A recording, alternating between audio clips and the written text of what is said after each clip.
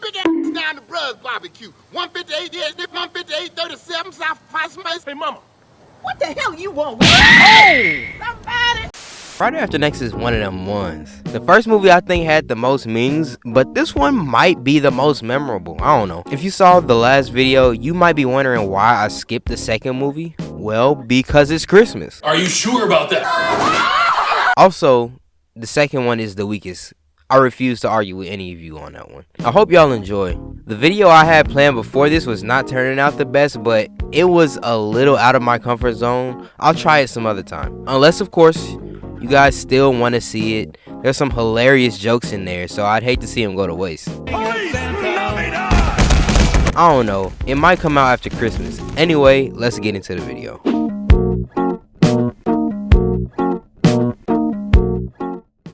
This movie starts off with that soulful Temptation Silent Night, and we get Santa committing some crimes. He already does breaking and entering, but he must have fallen on hard times because this time he's stealing. If you're wondering where Smokey is, don't worry about it.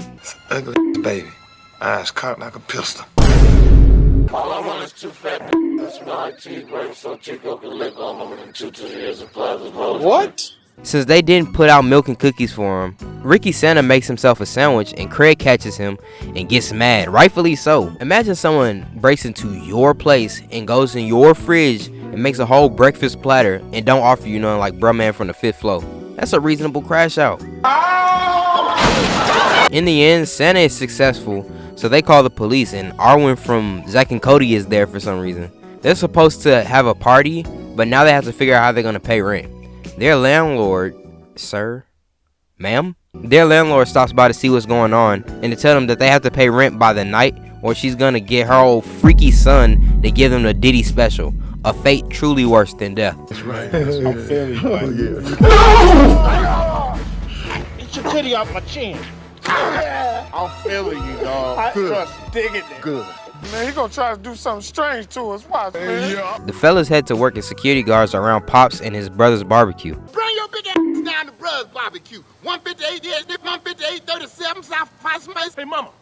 What the hell you want? Hey! Somebody! They also reveal that they've been living there for a year, so I guess it's not really the Friday after. In their rage for Santa, they attack anyone dressed as Santa on sight, but they mistakenly attack Pops. Low key is what he gets for slapping his mama. Got this man going insane. After the family jokes on the fellas for being rent-a-cops, they clock in to work at Holy Moly's Donuts, and Craig spots his new love interest. Oh yeah, Cat Williams is playing himself again. Not that I have any problems with that. How are you?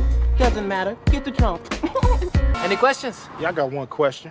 What's up, buddy? What's up? What the hell? You ask too many questions, man. It's time to get to work. Day immediately starts to abuse his power because they're top flight security of the world, Craig. To get Day to calm down, Craig tries to get him to smoke a little something, and it really shows how strong Smokey's influence is 2 movies later.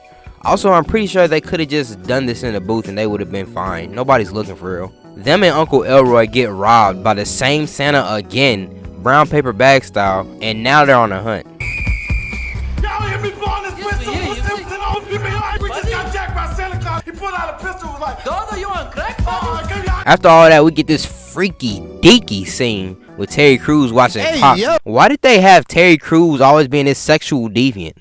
Being a freak is not against the law of the United States of America. Being a sexual deviant is not against the laws of the United States of America. Having 1,000 bottles of dollar store baby oil. The landlord makes her rounds, which is basically just breaking into Craig and Day-Day's place for some gas. And she gets done like Pops did in the first movie, which is what she gets. She shouldn't have been snooping around. After everyone reports the same Santa again, Craig tries to spit game at the shorty from the pimp store. I don't really got a girlfriend, you know. I usually get rid of them this time of year. For real? Yeah, why not?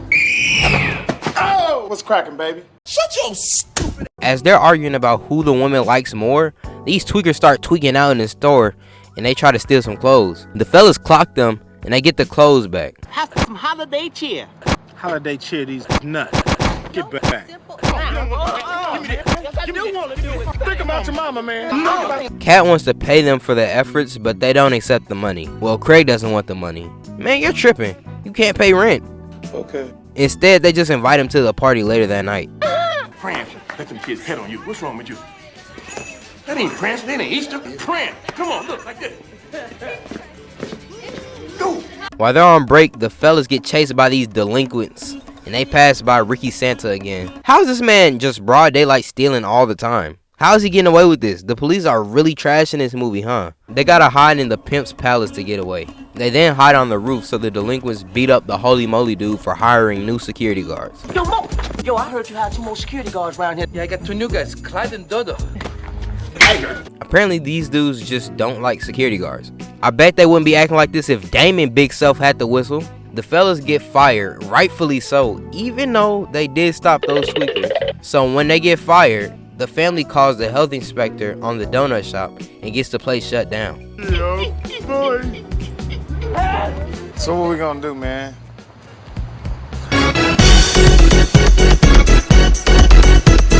Man, we all need a friend like Dede because this would have cheered me up instantly, I'm not gonna lie. They still don't have the money, so they decide to just charge everyone to get in the party, which is actually a great idea. But what I want to know is, when did Craig get all this motion? Look at how many people are here. How did they know this many people? Well, it is a Christmas party, I guess. Either way, there's a lot of people here, even Damien for some reason. But he's looking for that special someone. Like a Russian racehorse at the Kentucky Derby with a blue truck bag. I got the P. Diddy. I can get it on. 1,000 bottles. While Craig's talking to Donna, No, don't do it. this man said, "Don't do it." He was really hurt by this. Then we get that iconic scene where Cat Williams stands on business, where he said it was supposed to go a lot differently than how it is. And Pops gets caught trying to cheat on his wife unintentionally. Man, there's just a whole lot of assault in this part, huh? After that whole fiasco, the fellas catch Santa going back to his secret hideout. Did this man run around sun up to sundown and never stop by to drop the stuff off? He just carried all this stolen stuff around and never got caught. Man, the police really don't care. Either way, they catch him and beat him up. Then he gets away somehow. Again.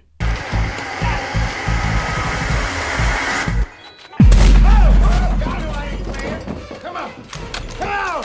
Respect my gangster. I told you I ain't no freaking bag off there. They get into this big chase where they all break into these nice folks' apartments, and they eventually catch him because Clifton Powell hit him in his stretch limousine. They get their stuff back and everyone's happy, including their rent money, which kind of nullifies the whole rent party idea. The police show up, but we already know they won't do anything. Everyone was chilling though. That's the best hood Christmas movie. To me, there was so much more going on in this one than the first one.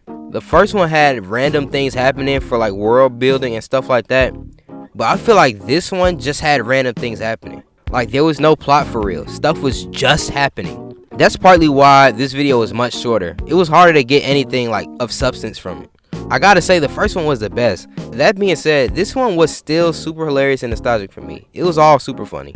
A hood classic. Definitely recommended for this Christmas season. Go ahead and drop a like, comment, subscribe if you like my vibe. Should I do the other one at some time? Should there be like a retrospective on the whole series? I don't know. Merry Christmas, happy birthday Jesus, happy holidays to y'all, man. I'm back to normal viz now, so Rags is next, just because a ton of people wanted it for a while. Glory be to God.